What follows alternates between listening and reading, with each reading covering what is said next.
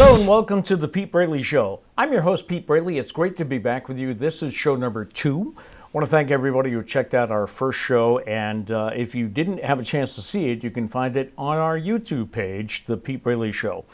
Coming up today, we have our first installment of Hidden Gems, also a new survey that you can probably relate to. And our guest is a new country singer from our area. I'm really looking forward to finally meeting him. You'll see in a minute. He's my former podcast host and also happens to be my youngest son. So, first up, we have our hidden gem.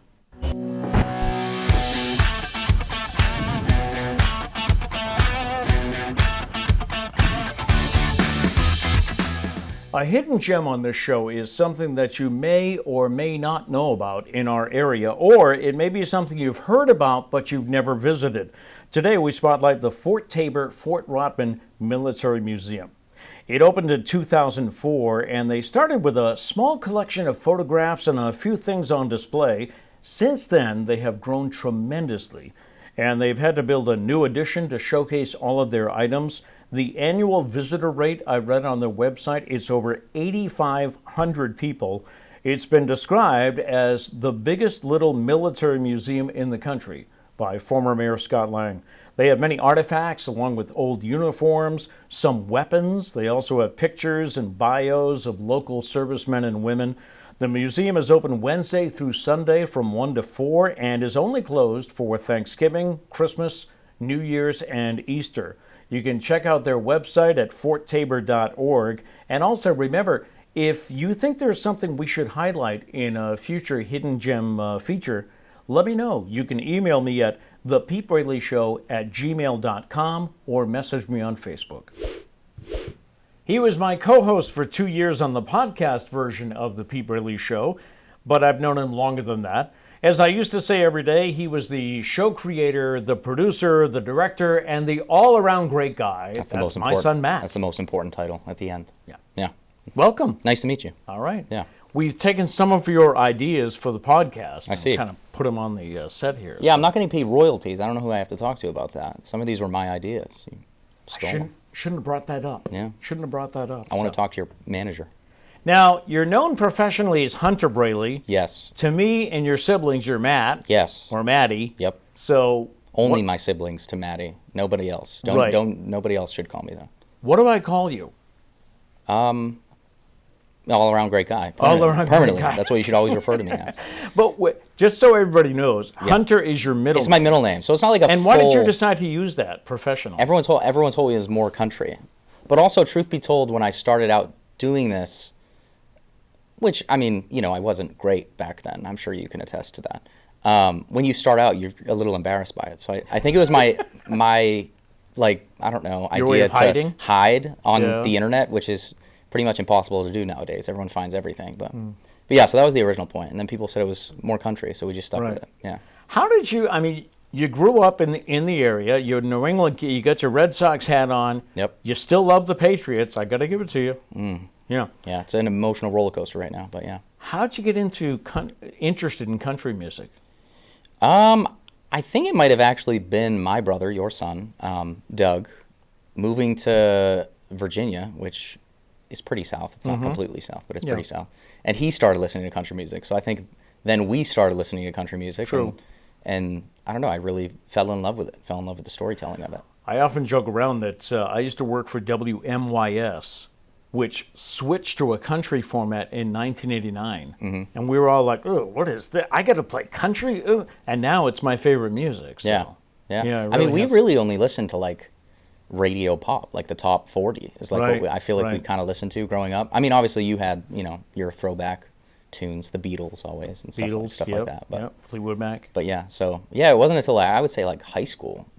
I was going to say, for anyone that's watching that remembers you and they're like, oh, when did he get into music? It really didn't happen until, your senior year? Yeah, I was a killer saxophone player starting in 4th grade. True. So I always had somewhat of a... actually, I started on the recorder in 3rd grade.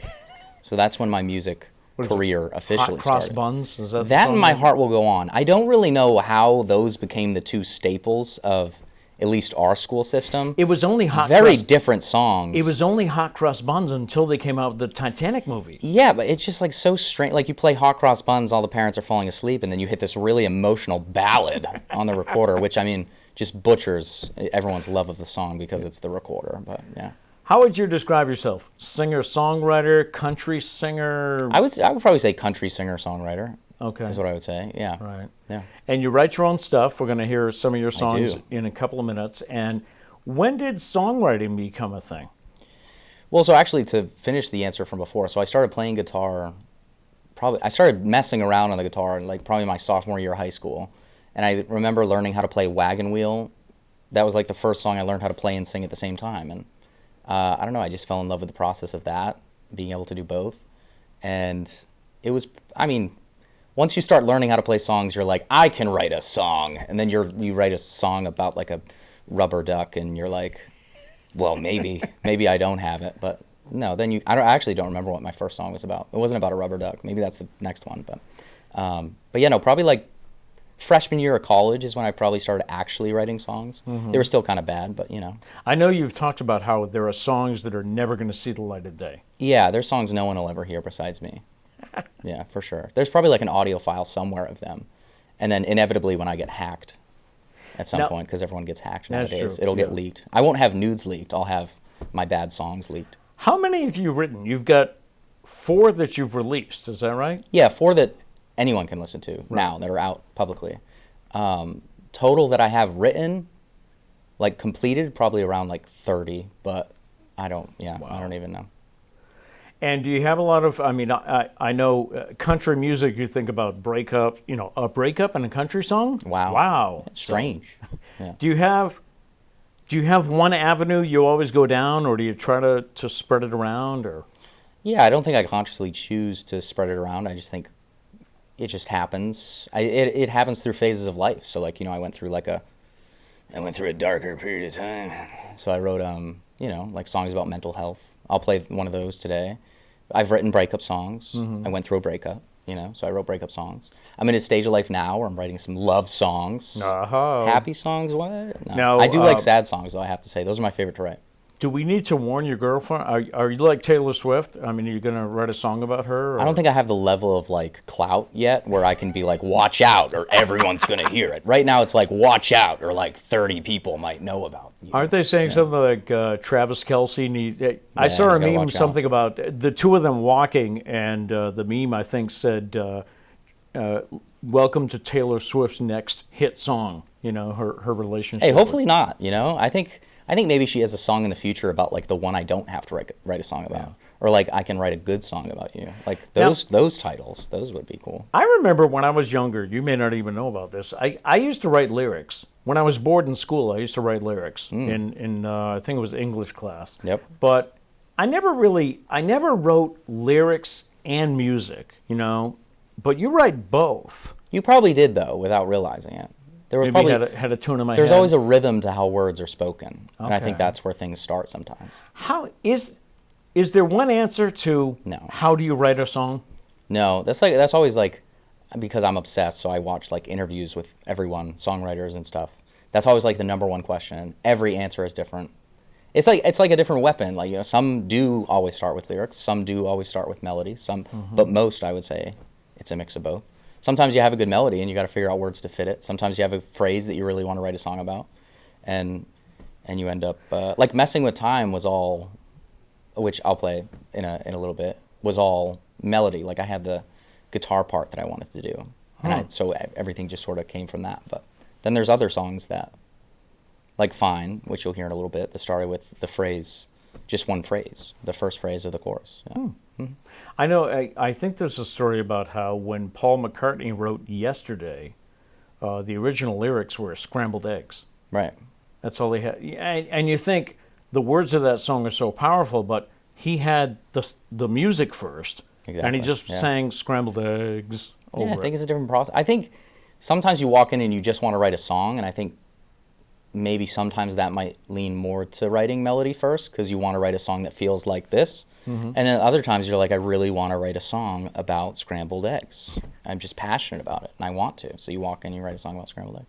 So This is a hard interview to do because I know most of the answers. But anyway, so what are you doing? You're appearing weekly, right? You have Yes, a standard gig. I'm at Mikey B's in New Bedford every Saturday from 6 to 8. Okay. So that's my steady gig, yeah. And you have 4 songs out, right? They're available.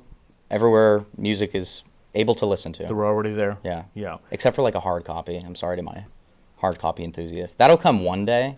I only have 4 songs out, so like if I released like a CD with 4 songs, Right. that'd be kind of like. I call that an EP or something. I call it a money grab, is what I call it. Yeah, if I was trying to sell that, yeah. The music industry, though, has changed a lot, hasn't it? As to like, how does a guy from Fairhaven or New Bedford, how does a guy get his music out? It's a lot Yeah. different from the way it used to be, right? For sure. I mean, it's weird for me because like I wasn't releasing music back in the 1970s, partly because I wasn't even a Weren't sparkle here. in your eye. But, Yeah. But yeah, no, so for me, it is very easy.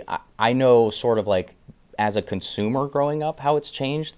I mean, I don't know. The last time I bought a CD, I buy records now just to like, for me, it's like I like the cover art. I like a blown up cover art, so I just like having and that. the liner notes and things. Like I yeah. have probably, I don't even know how many records, but like the last time I listened to a record. Talking was about vinyl, right? vinyl records, yeah. Vinyl, I probably listened like, I don't even know. Like it's probably been like at least a year and a half since I've actually listened to a vinyl record. But you no longer have to get a record deal. Yeah. And is that through going viral? Is that through?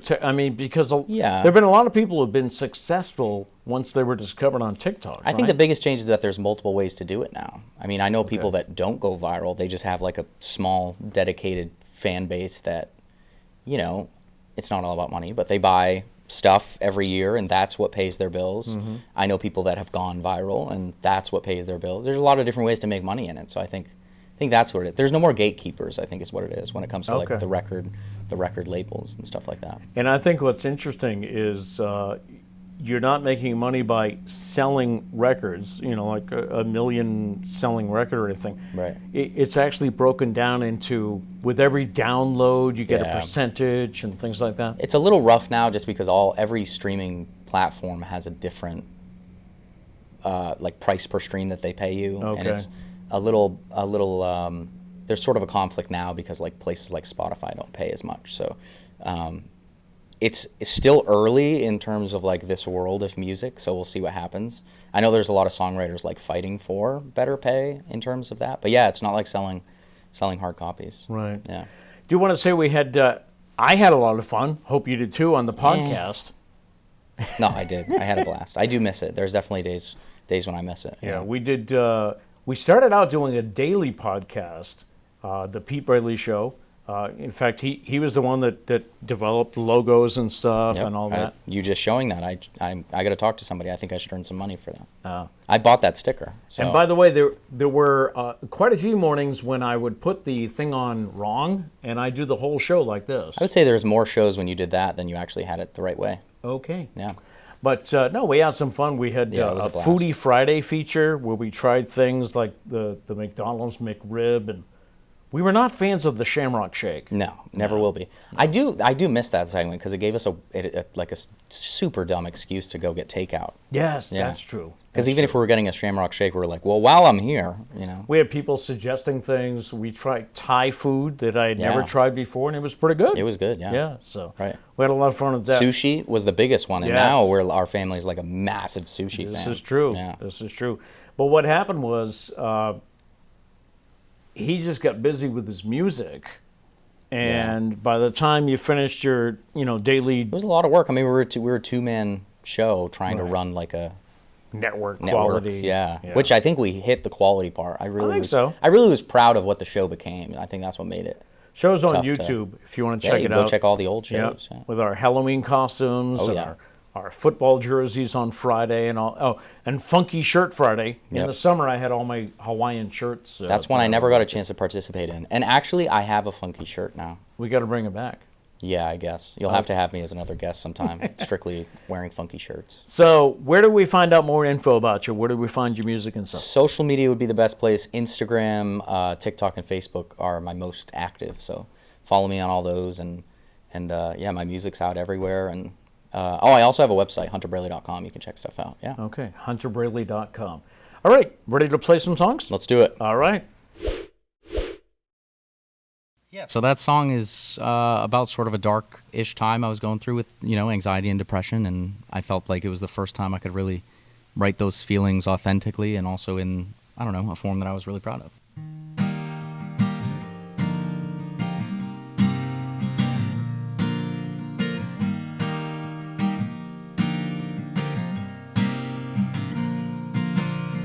I've been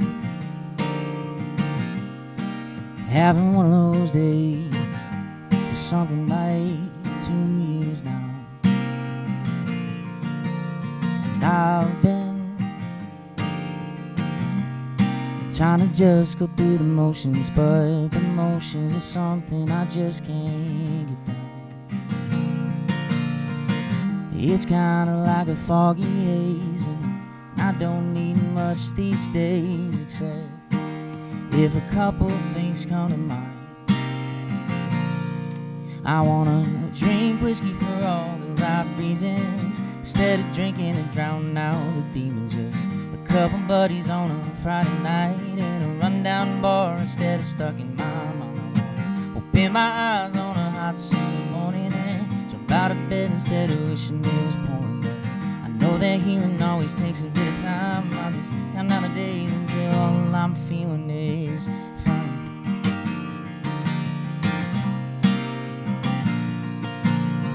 I've been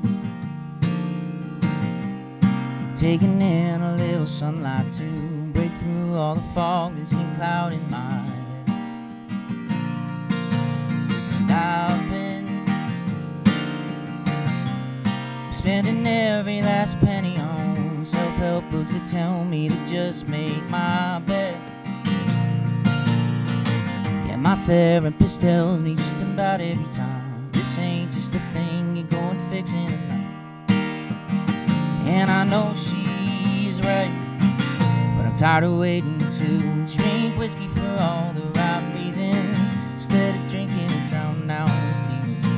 A couple buddies on a Friday night, rundown bar, instead of stuck in my mind. Open my eyes on a hot summer morning and jump out of bed instead of wishing it was pouring. But I know that healing always takes a bit of time. I'm just counting down the days until all I'm feeling is fine. Until all I'm feeling is fine.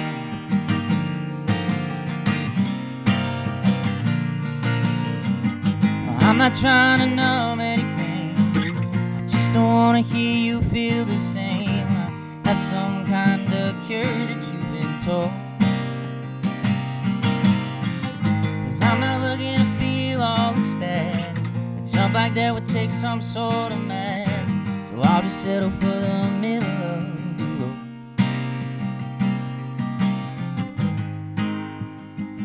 Cause all I want is to drink whiskey for all the right reasons, instead of drinking and drowning out the demons. Just a couple buddies on a Friday night in a rundown bar, instead of stuck in my mind. I want to open my eyes on a hot summer morning and jump out of bed instead of wishing it was pouring. But I know that healing always takes a bit of time. I'm just counting down the days until all I'm feeling is fine. Until all I'm feeling is fine. Until all I'm feeling is fine.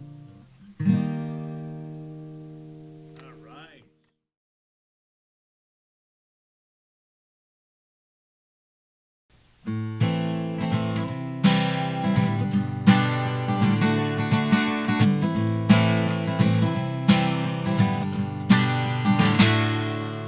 It only took 3 seconds for me to fall for you. I've always wondered about heaven, but I got it when you walked in the room. Caught up and it was just the beginning.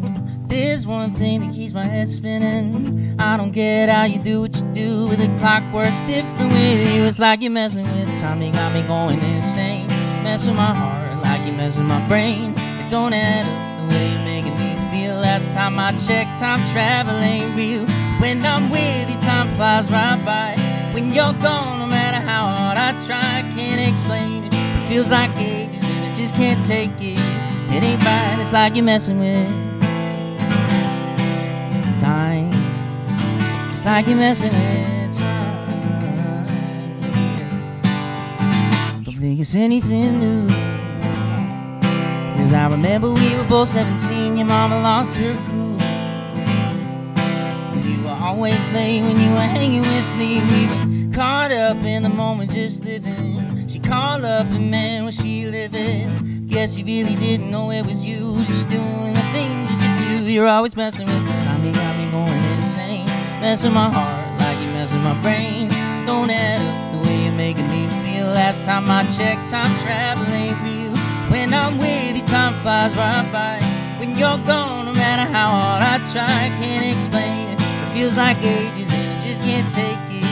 It ain't right, it's like you're messing with time. It's like you're messing with time. Hours turning seconds, even skipping over minutes. I'm loving every moment, but you're blinking. You could miss it, it kinda feels like magic, but I don't know what to call it. Girl, you got me falling. The way you're messing with time, you got me going insane. Messing my heart like you're messing my brain. Don't add up the way you're making me feel. Last time I checked, time travel ain't real. When I'm with you, time flies right by. When you're gone, no matter how hard I try, I can't explain it. It feels like ages and I just can't take it. It ain't right, it's like you're messing with time. It's like you're messing with time. You're always messing, girl. You're always messing. Oh, you're always messing with time.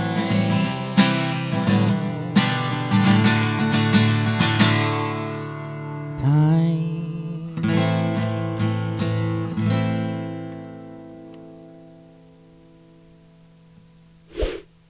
Thank you so much for that. Yeah, no problem. Yeah, Thank you. Love that music. All right, I usually have my guests join me for the top 5 list, which you good. and I have done before. Yeah, Right. bring it on. 1, 2, 3, 4, 5. This week we're talking about the top 5 holiday movies that you just have to watch every year. It's just not Christmas unless you see these movies. It's our opinion, which means it's fact. Of course, yep. And one thing we discussed before the show was this does include things like A Charlie Brown Christmas or Rudolph the Red-Nosed Reindeer, because those aren't really movies, but I mean, they're they fit staple. in. Yeah, okay. So your top 5. My number 5 is Charlie Brown. Okay. Yeah. I'm gonna go number 5, The Santa Claus. The Santa Claus? Tim Allen? Tim right? Allen? Yeah. Okay. Number 4, you probably have it higher, but my number 4 is Elf. Oh, okay. I actually don't have Elf on my You list. don't have Elf on It's yours? like overrated in my opinion. I think they just like shoved Elf down your throat. Or I'm like, I don't even want to see it. Just had its 20th anniversary, I think. Yeah, great. I've probably seen it 20 million times. Anyways, my number 4 is The Grinch with Jim Carrey. Oh, with Jim Carrey, right. Yeah. My number 3 is, again, not really a movie, but I just love the claymation Rudolph the Red-Nosed Reindeer. I mean, it's a classic. know? Yeah, I agree. Got to see it. My number 3, Christmas Vacation, Chevy Chase. Okay. Yeah. All right. I've got mine a little higher. Number 2 for me is Jimmy Stewart in It's a Wonderful Life. I just have to watch yeah. that movie every year. Yeah, we watched it last year. It's good. It is a classic. I'll give you that. Okay. Didn't make my list, but it's a No? classic. Yeah. I'll say my number 2 is Polar Express. Polar Express. Love Polar Express. Okay. Yeah. Okay. My number 1 is, because your mother loves it so much, but she mentions every line before they say it. I you know. Christmas Vacation Yeah. with Chevy Chase. Right. Yeah. That's my number 1. My number 1, and it is hands down the greatest Christmas movie of all time. I will debate anyone on this topic. I know where it's going. It's A Muppet's Christmas Carol, and I stand by that statement. The best soundtrack to any Christmas. of a street corner Yep, choir. exactly. That's your number 1. Yeah. All right. Yep. So, what are your top 5s?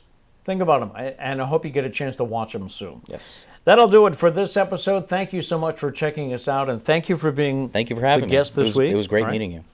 We do leave you with a thought for the day, like we used to do on the podcast all the time, and our thought is, don't let yesterday take up too much of today. From Will Rogers, don't forget about it. Don't let yesterday take up too much of today. All right, that is it for this week. Thank you so much. And as we always say, no matter what, go out and make it a great day. It's like you're messing with time. Don't think it's anything new. 'Cause I remember we were both 17, your mama lost her cool. 'Cause you were always late when you were hanging with me. We were caught up in the moment, just living. She called up and man, was she living? Guess you really didn't know it was you, just doing the things that you do. You're always messing with time, you got me going insane. Messing my heart like you're messing my brain. Don't add up the way you're making me feel. Last time I checked, time traveling.